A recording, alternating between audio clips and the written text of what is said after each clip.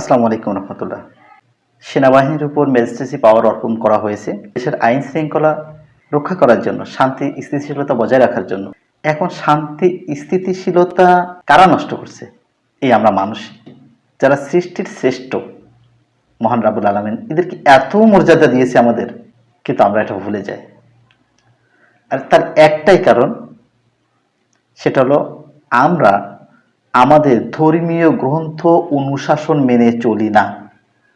যদি হিন্দু, মুসলমান, বৌদ্ধ, খ্রিস্টান প্রত্যেকেই তার ধর্মীয় অনুশাসন মেনে চলতো, তাহলে ব্যক্তি জীবন, পারিবারিক জীবন, সামাজিক জীবন, অর্থনৈতিক জীবন, রাজনৈতিক জীবন, each and every step of our life will better, will happier.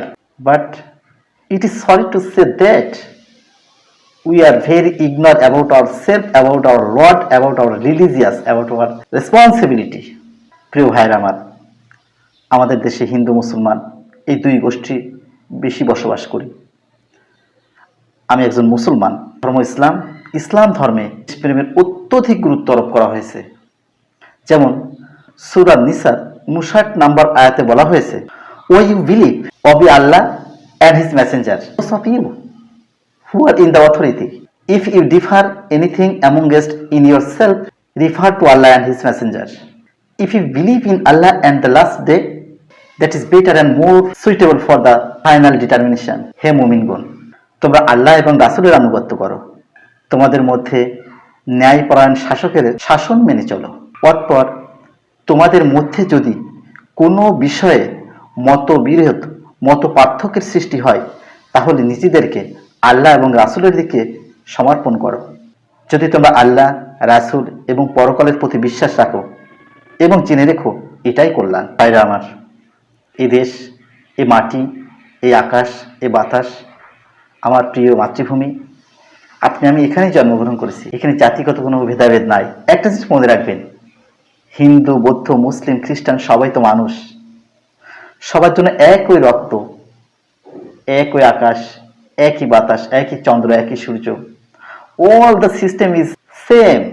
পার্থক্যটা কোথায়? শুধু পার্থক্য আপনার আমার মেন্টালিটিতে, চিন্তা ভাবনায়। ডেল কার্নেগি বলেছিলেন সবসময় পজিটিভ চিন্তা করতে। আসুন এই রাষ্ট্রকে নিয়ে আমরা পজিটিভলি ভাবি। রাষ্ট্র যারা পরিচালনা করে তাদের ভুল হয় স্বাভাবিক, কিন্তু ঝাঁটু মিছিল, জুতা মিছিল, আন্দোলন সংগ্রাম করে রাষ্ট্রকে আর অস্থিতিশীল না করি, শিল্প কারখানা বন্ধ না করি। শিল্পের চাকা না হলে দেশের অর্থনীতি ডেভেলপ হবে কিভাবে? দেশকে ভালোবাসা ইমানের অঙ্গ। সনাতন ভাইদের অথর্ববেদের দেশপ্রেম সম্পর্কে একটা চমৎকার বাণী বলা হয়েছে, মাতৃভূমির উপরে আমি সহন শক্তি এবং অত্যধিক যশোবচন ভুক্ত হইব। আমি বিজয়ী, বিশ্বজয়ী এবং যুগে যুগে শতবিজয়ী হইব। দেখুন, হিন্দু ধর্মগ্রন্থে দেশপ্রেম সম্পর্কে কত সুন্দর কথা বলা হয়েছে। আসুন রাষ্ট্রের প্রতি, রাষ্ট্রের আইনের প্রতি রেসপেক্ট করি, নিয়ম মেনে চলি। যদি আমি নিয়ম মেনে চলি, তাহলে আপনার আমার ব্যক্তি জীবন, পারিবারিক জীবন, রাষ্ট্রীয় জীবন, ইহকাল এবং পরকাল সবখানে মুক্তি। আমার এই কথা বলার একটাই উদ্দেশ্য, সেটা হলো মহান রাব্বুল আলামিন আল্লাহ তাআলা মানুষকে সৃষ্টি করেছেন তার ইবাদত করার জন্য, ভালো কিছু প্রচার করার জন্য, প্রসার করার জন্য। চেষ্টা করছি সেটাই, যেন কাল কিয়ামতের ময়দানে আল্লাহ তাআলার কাছে আমি জবাবদিহি করার সময় বলতে পারি, মাবুদ, আমি এমন কিছু প্রচার করি নাই যা ব্যক্তি জীবন, সামাজিক জীবন, পারিবারিক জীবন, রাষ্ট্রীয় জীবনের পরিপন্থী ছিল, তোমার নিয়মের বহির্ভূত ছিল, তোমার আইনের পরিপন্থী ছিল। আল্লাহ পাক আপনাকে আমাকে সঠিক বুঝ দান করুক। আল্লাহ হাফেজ।